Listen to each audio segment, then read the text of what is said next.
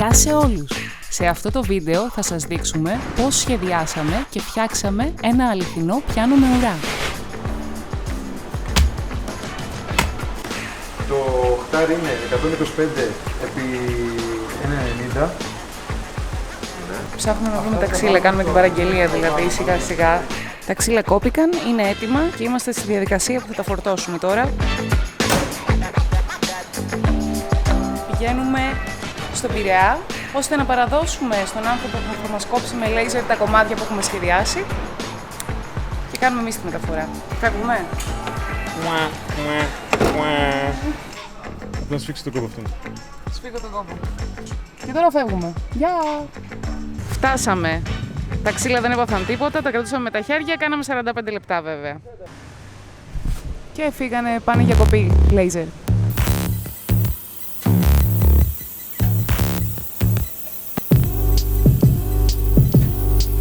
Το σχέδιο που φτιάξαμε στον υπολογιστή γίνεται ξαφνικά πραγματικότητα. Το συναίσθημα είναι καταπληκτικό, να ξέρετε. Κατέληξα να τα πάρω πακέτο γιατί έχουμε άλλα δύο τέτοια κομματάκια. Διάφορα ξυλάκια που θα κολλήσουμε μεταξύ τους ένα πάζλ. Θα τα δείξουμε και αναλυτικά όλα, νομίζω. Είμαστε σε μια ιδιωτική αποθήκη, όπου εδώ θα είναι το ξυλουργείο μας για να φτιάξουμε το πιάνο. Είναι του πατέρα μου η αποθήκη. Τι ιδιωτική αποθήκη? Ιδιωτική. Είναι μια ιδιωτική αποθήκη δικιά μας, του μπαμπά του Γιάννη. Συγγνώμη, δεν είναι αποθήκη, είναι συνεργείο πλέον. Έχει όλα τα εργαλεία που υπάρχουν. Πάντα εδώ, από 5 φορές το καθένα. Και δανειζόμαστε αυτό το χώρο ώστε να χρησιμοποιήσουμε κάποια εργαλεία και να φτιάξουμε με τα χεράκια μας το πιάνο. Εγώ έχω ακριβώς από πάνω το κεφάλι μου ένα αεροπλάνο. Έχει πολλά αεροπλάνα εδώ μέσα. Είναι μόνο αεροπλάνα. Αυτό εδώ είναι το πρώτο κομμάτι του πιάνου. Είναι το πλαίσιο ουσιαστικά, το βασικό του κομμάτι. Και αυτή τη στιγμή είναι ανάποδα τοποθετημένο. Δηλαδή αυτή η πλευρά που βλέπετε είναι που θα κοιτάει το πάτωμα. Εδώ έχουμε ανοίξει κάποιες τρύπες για να συνδέουμε πάρα πολύ γρήγορα τον εξοπλισμό μας, ο οποίος βρίσκεται μέσα. Η κονσόλα, το μικρόφωνο και όλα αυτά. Είναι όσο πιο minimal μπορεί να γίνει. Όταν έχει σχεδιάσει κάτι και το βλέπεις να είναι πραγματικότητα μπροστά σου, το κάθε κομμάτι μπαίνει χλουπ και ενώνουν και σιγά σιγά χτίζεται το όραμα και γίνεται πραγματικότητα. Είναι μοναδικό το συναίσθημα. Βάζω πολύ λίγη.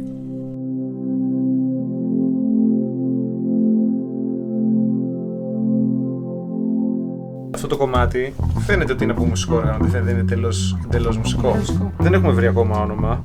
Hologram Mini. Ναι, εντάξει, δεν έχει κλείσει, έχει κλείσει. Baby Grand. Baby Hologram.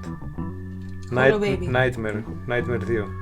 Εδώ φτάσαμε σήμερα. Είμαστε έτοιμοι, δηλαδή αύριο να το γυρίσουμε ανάποδα και να αρχίσουμε να το χτίζουμε προς τα πάνω. Θα τα δείτε λοιπόν αύριο. Πάει η πρώτη μέρα. Ημέρα δεύτερη. Προχωράμε το σχέδιο, τα πράγματα γίνονται λίγο πιο περίπλοκα, οπότε πλέον κοιτάμε το σχέδιο από τον υπολογιστή για να προχωρήσουμε στην κάθε μία κόλληση. Η διαδικασία, παιδιά, θα μπορούσε να πηγαίνει πολύ πιο γρήγορα, αλλά δυστυχώς πρέπει σε κάθε βήμα να περιμένουμε να στεγνώσει η κόλλα. Εδώ βλέπουμε ένα από τα κομμάτια της ένωσης του κύριου νεύρου. Κυρίως νεύρου. Του κύριου νεύρου. Είναι ο κύριος νεύρος.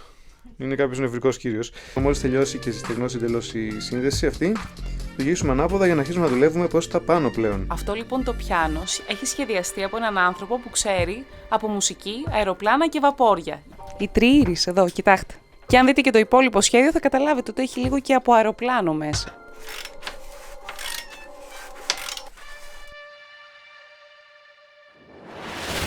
Έκανα ένα λάθος στο σχέδιο, δεν ξέρω πώς έγινε. Υπήρχαν και βράδια που σχεδίαζα και δεν ήταν το μυαλό μου μάλλον πολύ καλά. Κάτι μέτρησα λάθος και έχουμε βγει 3-3,5 πόντους εκτός. Αυτό το κομμάτι έπρεπε να πέφτει σε αυτό το κενό. Οπότε όταν έρχεται αυτό εδώ το κομμάτι εδώ, αντί να πέσει εδώ το μαύρο εδώ, δηλαδή να είναι έτσι, είναι εδώ. Βγήκαν έξω τα βαριά μέσα, ο τροχός και το κοφτάκι και τα σχετικά και το σφάξαμε το πλαστικό. Η πλακέτα χώρισε ευτυχώς για καλή μας τύχη ακριβώς. Και γενικά, άμα δείτε, η ανοχή είναι πάρα πολύ μικρή, είναι ακριβώς. Δεξιά και αριστερά, πλήκτρα. Και τα σφυράκια, πάτα βάση μερικά. Αυτό είναι βαρικεντρισμένο το πλήκτρο, δηλαδή αντί να έχει ελαττήριο να επαναφέρει το πλήκτρο στη θέση του, έχει βάρος. Δηλαδή, όταν πιέζεις ένα πλήκτρο, ένα βάρος σηκώνεται και μόλις το αφήνεις ξαναπέφτει. Και έχει μια πιο φυσική αίσθηση, την αίσθηση που έχει ένα αληθινό πιάνο. Παιδιά, με τσίπουρο γίνεται κατασκευή στην Ελλάδα. Δεν υπάρχει κατασκευή χωρίς τσίπουρο και ένα μολύβι εδώ θέλει. Το Day 2 Έφτασε στο τέλος του, η ώρα είναι 1:30, 2 παρά 25.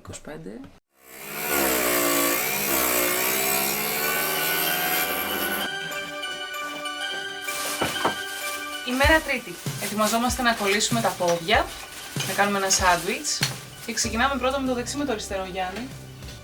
Το δεξί. Το δεξί. Ήθελα να σας εξηγήσω πώς περίπου είναι η λογική που κατασκευάζουμε ως τώρα τα πιάνα. Όλα τα εξαρτήματα συνδυάζονται και κόβονται σε δύο διαστάσεις, δηλαδή είναι ένα επίπεδο, είναι ένα σχήμα. Και αφού μετά κοπούνε έτσι, αυτά είναι όλα τα εξαρτήματα που θα χρειαστούν. 2D. Σε δύο διαστάσεις μπορούν να συναρμολογηθούν και να γίνουν, ας πούμε, τρισδιάστατες κατασκευές. Όλο το πιάνο βασίζεται σε αυτή τη λογική κατασκευής, σαν puzzle. Πάντως, για να ξέρετε, υπάρχει και οργάνωση στο χάος. Λάθος δεύτερο. Είναι το δεύτερο λάθος που πέφτουμε πάνω στο σχέδιο. Σε ένα τέλειο κόσμο θα είχε σχεδιαστεί τόσο καλά εξ αρχής που όλα θα πηγαίναν αναλόγηση σε μια συναρμολόγηση τέλεια. Αλλά επειδή δυστυχώς δεν είναι τέλειος ο κόσμος που ζούμε, ούτε εμείς είμαστε τέλειοι, και αυτό είναι ένα προϊόν που είναι το πρωτότυπο, το πρώτο που φτιάχνουμε, κάποια λάθη έχουν γίνει. Συγκεκριμένα εδώ πέρα αυτό το κομμάτι έπρεπε να λείπει από εδώ. Οπότε τώρα το κάνουμε χειροκίνητα, το κόβουμε.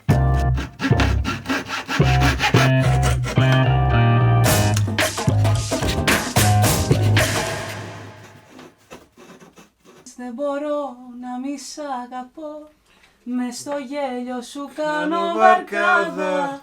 Πήγαινε με απόψε αγκαλιά να δω, σινεμά με μια πορτοκαλάδα. Δεν μπορείς, δεν μπορώ να μη σ' αγαπώ, μες στο γέλιο σου και στο φίλι σου. Δεν μπορείς, δεν μπορώ, δεν μπορούμε. Δεν μπορείς, δεν μπορώ να μη σ' αγαπώ. Λοιπόν, δεν μπορώ να μην δουλεύουμε, πάμε.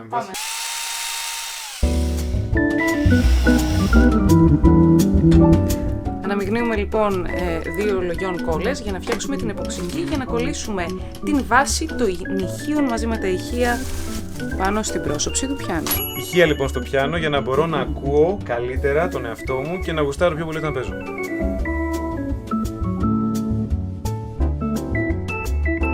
Το πιάνο είναι πλέον στη φάση που είναι έτοιμο για το πρώτο τεστ ήχου. Τώρα τι θέλεις, να σου πω. Μη με πιέζεις, δεν μπορώ. Ξέρεις τα πάντα, τι ζητάς.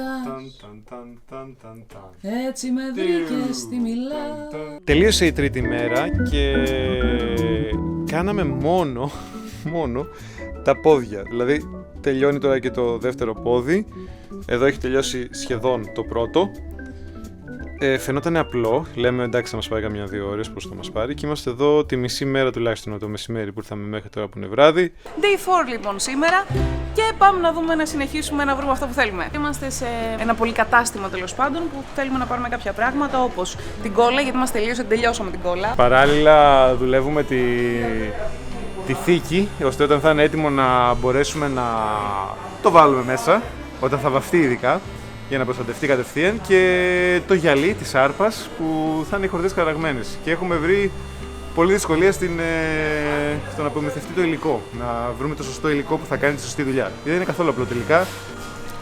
Το μεγαλύτερο μου παράπονο όταν κάνω δουλειές τέτοιες είναι ότι πρώτον, όταν παίρνω εγώ τηλέφωνο, 2 στους 10 θα ακούσουν αυτό που τους λέω και δεν θα ακούσουν γυναικεία φωνή και θα ζητήσουν να μιλήσουν με τον υπεύθυνο του project. Και το δεύτερο πράγμα είναι τα υλικά. Εμείς κάνουμε πολλή έρευνα για οτιδήποτε κάνουμε, αλλά όταν πάμε τελικά σε έναν έμπορο ή σε έναν κατασκευαστή, μας λέει «Α, παιδιά, όχι, καλύτερα αυτό να πάρετε κάτι άλλο». Και αρχίζουν να μας δίνουν συμβουλές πάνω στην κατασκευή που εμείς έχουμε σκεφτεί. Δεν ζητάμε τη συμβουλή τους. Το υλικό τους να τους αγοράσουμε, φτιάξουμε την κατασκευή μας, να πάμε στην ευχή του Θεού. Μια κυρία χθες που θέλαμε να κάνουμε τη θήκη, της δείξαμε αυτό το υλικό. Η κοπέλα που έχει εκεί για να τη βοηθάει δεν μπορεί, λέει, πράγματα που κάνουν χρήτσι-χρήτσι.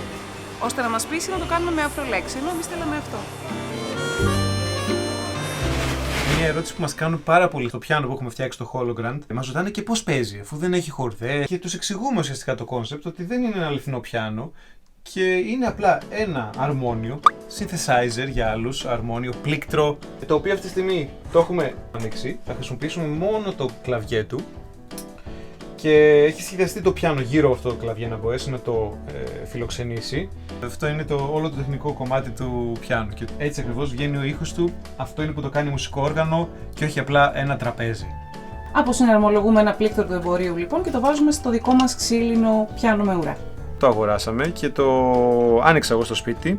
Μέτρησα τα πάντα. Έχουν υπολογιστεί αυτή τη στιγμή, για παράδειγμα. Να, εδώ θα μπει η οθόνη. Και εδώ. Πρώτη φορά το βάζουμε, δεν το έχουμε ξαναδοκιμάσει. Θεωρητικά. Έγινε σωστή η μέτρηση, έγινε σωστή η κοπή. Τέλεια. Και έχουμε αυτό το αποτέλεσμα. Αυτό το πόδι είναι το πίσω αριστερό πόδι του πιάνου. Και από εδώ πέρα φεύγουν τα καλώδια, περνάνε από αυτό το αυλάκι, κατεβαίνουν κάτω, περνάνε από αυτό το αυλάκι σε αυτή την πλευρά, συνεχίζουν να κατεβαίνουν και βγαίνουν από εδώ στο πάτωμα για να πάνε στον ηχολήπτη. Εδώ είναι η πρώτη φορά που το στείνουμε όρθιο και στέκεται στα πόδια του και είμαστε πραγματικά πολύ περήφανοι. Επίσης βγήκε πιο ελαφρύ από ό,τι είχαμε σχεδιάσει.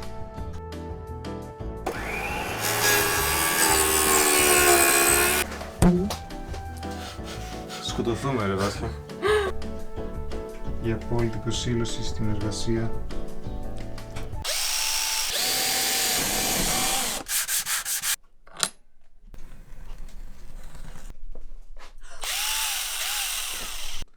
Πατέρα, πού είναι τα βιδάκια τα μικρά για το ξύλο?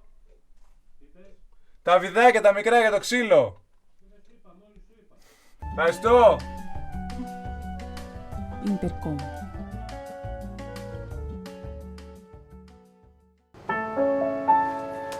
Ανακοίνωση. Ημέρα Πέμπτη. Δώσ' μου τον καιρό. Τι ζητάς να βρω? Είμαι μια σκιά δίπλα σε ένα φω και έρχονται στιγμές που νομίζω πως όσο κι αν σ' αγαπώ, όσο κι αν σ' αγαπώ πιο πολύ σε μισώ, σε μισώ, σε μισώ, σε μισώ, σε μισώ. Γι' αυτό άσε με να φύγω, σε παρακαλώ, όλο και πιο λίγο.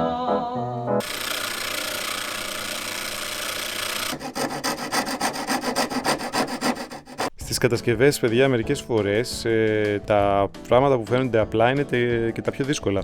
Το συγκεκριμένο κομμάτι που βλέπετε από εδώ, που περιέχει τις πλακέτες και τα χειριστήρια του πιάνου, μας πήρε σχεδόν όλη τη χθεσινή μέρα.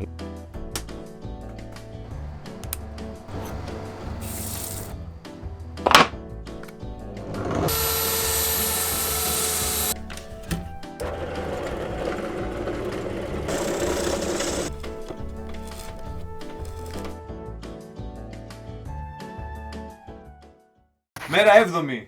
Σήμερα φτιάξαμε το πορτάκι με τους μαγνήτες. Είναι μαγνητικό, οπότε απλά βάζεις εδώ, το αφήνεις και τελείωσε. Και από εδώ το πιάνεις και το βγάζεις.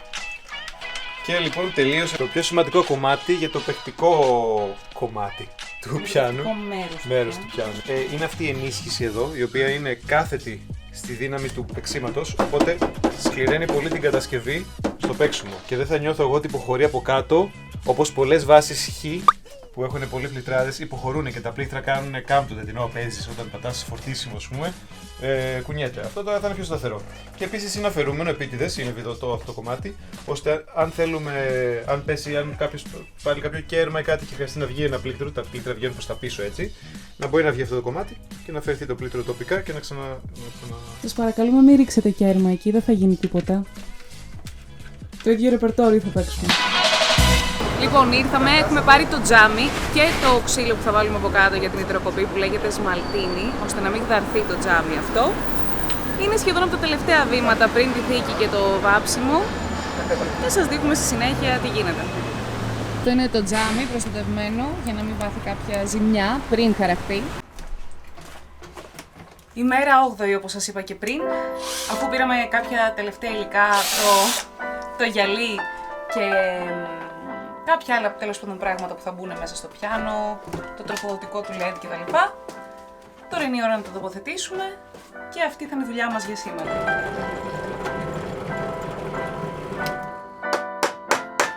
Αυτό είναι Loctite και είναι του περασμένου αιώνα όπως φαίνεται. 100 χρόνια Loctite σε ένα ολοκαίνουργιο πιάνο. Τα περισσότερα τεχνικά ζητήματα έχουν υλοποιηθεί, οπότε αποφασίσαμε να βάλουμε τα πλαϊνά κομμάτια, τα οποία Κλείνουν πλέον την πρόσβαση εδώ πέρα μέσα σε αυτό το χώρο για πάντα. Έπρεπε να κλείσουμε την πρόσβαση γιατί έχουν μπει όλα τα ηχητικά. Δηλαδή η κονσόλα, το in-ear, το ασύρματο μικρόφωνο, τα πολύμπριζα. Τώρα που κλείσαμε αυτή την πρόσβαση και θα κλείσει και η αριστερή, μετά δεν έχει, ό,τι κάνουμε θα είναι από εδώ. Εδώ πέρα. Στο μπαμπά του Γιάννη το εργαστήριο εδώ πέρα. Στα σκυλιά του άρχισαν να βαράνε τις πόρτες. Γιατί θέλουν να μπουν μέσα. Μας ακούνε τόση ώρα και δεν παίζουμε μαζί τους. Και τρελαθήκανε και τα τρία. Κολλάμε το τελευταίο κομμάτι.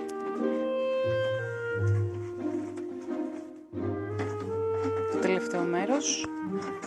Και αυτό εδώ. Οι τελευταίες κολλήσεις με λίγα λόγια. Κάνουμε ένα τελικό τεστ fitment ότι όλα τα πράγματα μπαίνουν στις θέσεις τους και εφαρμόζουν σωστά. Ημέρα ένατη. Έχουμε το τζάμι. Έχουμε το κόψιμο του τζαμιού από την υδροκοπή και το ροντάρισμα από το τζαμά. Είναι εδώ και τα δύο κομμάτια. Θα το τοποθετήσουμε τώρα για να δούμε αν μπαίνουν και αν είναι ακριβώς, ώστε μετά να τα στείλουμε για χάραξη. Έτσι θα μας πέσει να σπάσει να μην κάνω το πάμε έτσι. Καταλαβαίνετε παιδιά τι έχουμε περάσει, μας βλέπετε τις βολισμένες φάτσες μας. Βάλαμε μια λιοντοτενία εδώ πέρα για να δούμε πώς φέγγει στο τζάμι, στο extra clear που πήραμε. Και όπως βλέπετε εδώ πέρα στο σόκορο βγαίνει ακριβώς το μπλε. Oh yeah, το πετύχαμε. Η Day 9 παιδιά τελειώνει μέσα σε πολύ λίγες ώρες, δεν δουλέψαμε πολύ σήμερα. Κούραση, υπερκόπωση. Τρέχουμε επίσης να προλάβουμε να κανονίσουμε όλες τις διαδικασίες για το Ντουμπάι, γιατί σε κάποιες μέρες φεύγουμε. Ημέρα 10η. Είναι όλα τα ξύλα έτοιμα, έχουν αφαιρεθεί όλα τα πράγματα, έχουν τεσταριστεί ότι μπαίνουν και το πιάνο είναι έτοιμο για τη βαφή. Οπότε θα το πάρουμε τώρα. Θα να μας το κάνει πολύ όμορφο, παιδιά. Πάρα πολύ όμορφο. Θα το βάλουμε στο αυτοκίνητο και θα τριγυρνάμε. Τους λέμε: έχουμε κάτι στο μπαρμπαγκάζ, έλα να το δεις και να μας πεις τι πιστεύεις. Δεν ξέρω αν θα έχουμε κάμερα σε αυτή τη διαδικασία. Ίσως να σας λέμε τι έγινε, γιατί θα μας κυνηγάμε. Σίγουρα θα σας βάλουμε κάποιες κλήσεις. Ναι. Θα δούμε. Θα δούμε. Αλλά θα δείτε τρέλα, γιατί αποκλείεται να μην υπάρξει.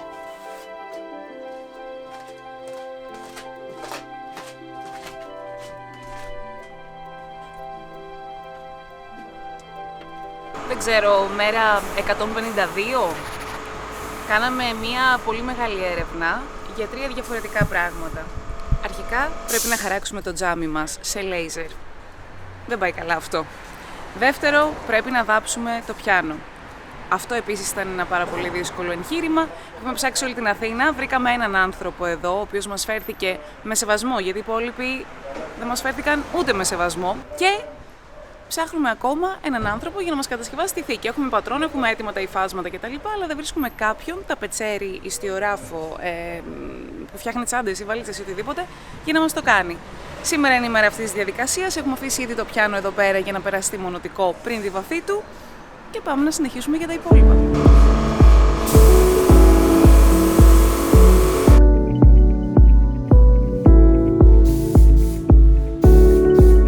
Εξυλασμένη πολυστερίνη, πολυερεθάνη, πολυεθυλένιο.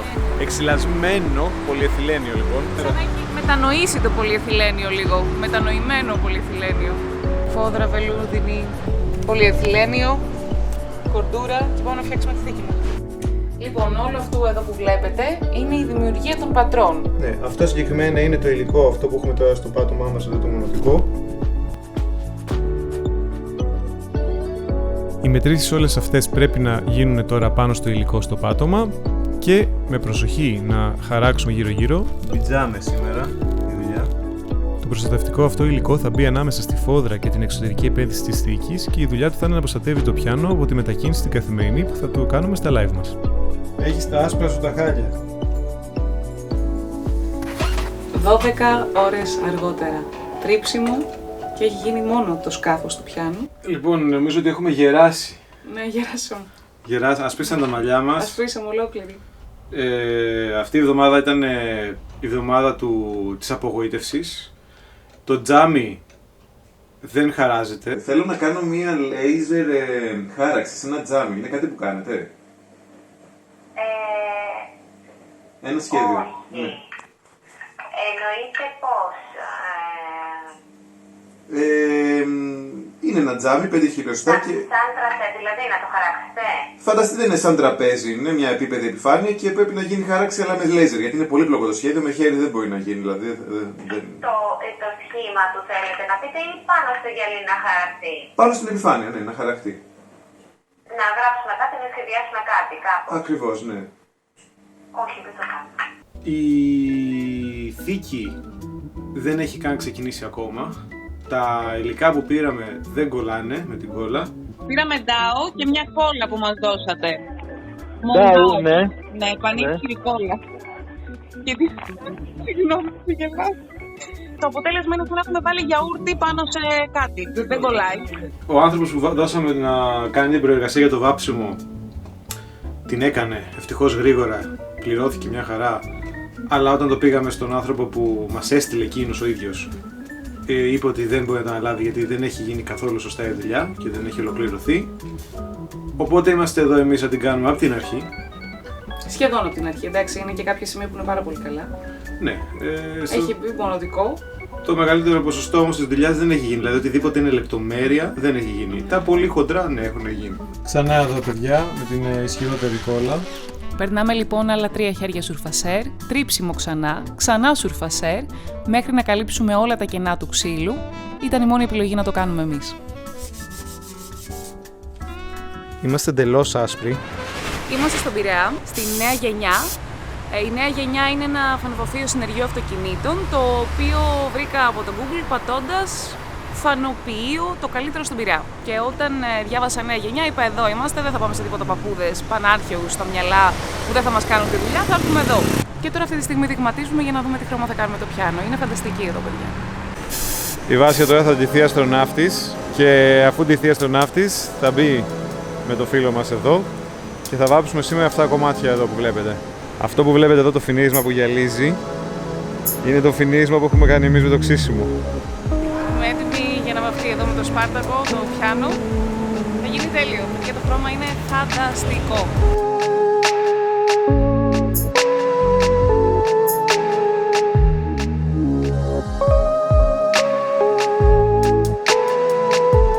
Είναι στο χειρουργείο τώρα. Έκλεισε η πόρτα. Αρχίζουν οι ανεμιστίες που ακούτε. Αυτό το vlog έχει πάρει τόσο καιρό, δηλαδή κατασκευή που θα με δείτε κουρεμένο στην αρχή. Κάποια στιγμή μάκρυνα τα μαλλιά μου και τώρα κουρεύτηκε ξανά. Είναι οι ποσότητες, είναι συνταγές συγκεκριμένες που ακολουθούμε. Όπως ακριβώς και για το σπίτι, όπως κάνουμε για τους τοίχους του σπιτιού δηλαδή. 0,85 ναι. 586,7. Απίστευτο. Φτάσαμε.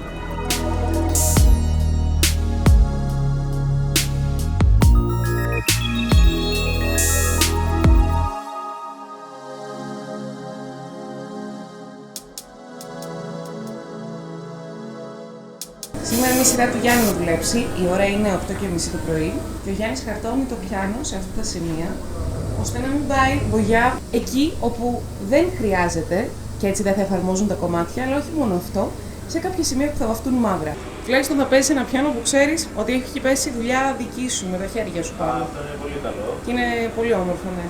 Δηλαδή εκεί που κάθεσαι τώρα και χαρτώνεις, θα κάτσεις και θα παίζεις νότες.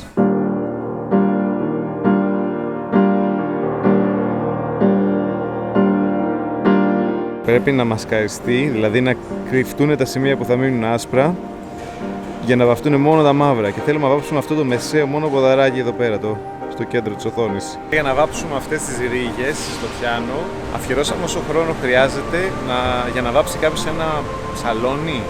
Είμαστε από το πρωί, σχεδόν έχει φτάσει απόγευμα και είμαστε ακόμα εδώ και ακόμα δεν έχουμε τελειώσει.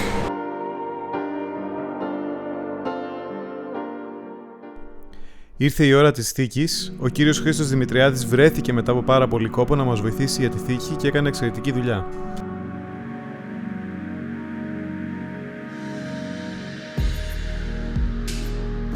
Το πιάνο γύρισε με τη θήκη του πίσω στο εργαστήριο. Τα φερμουάρ ανοίγουν και έχουμε τα αποκαλυπτήρια. Τώρα ξεκινάει το πιο ωραίο κομμάτι κάθε κατασκευής, είναι η τελική συναρμολόγηση, όπου όλα τα τεχνικά μέρη που απαρτίζουν αυτή την κατασκευή θα πρέπει να εγκατασταθούν μέσα στο πιάνο. Δείτε το πώς ολοκληρώνεται το αποτέλεσμα.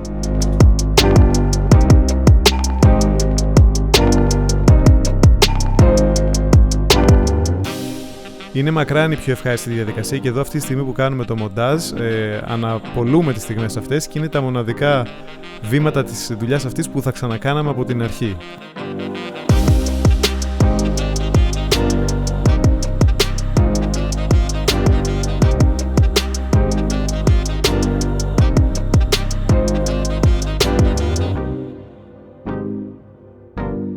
Όντως διασκεδάσαμε περισσότερο την διαδικασία της συναρμολόγησης από όλα τα υπόλοιπα.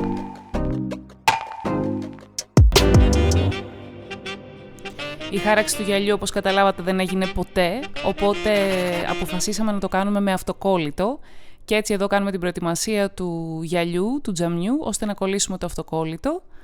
Το οποίο ήταν και αυτό μια περιπέτεια να βρούμε επαγγελματία να μας το κόψει, γιατί όλοι δεν μπορούσαν να κόψουν τόσο μικρή λεπτομέρεια. Η διαδικασία έχει φτάσει στο τέλος της πλέον. Αυτή είναι η δοκιμή με το φωτισμό.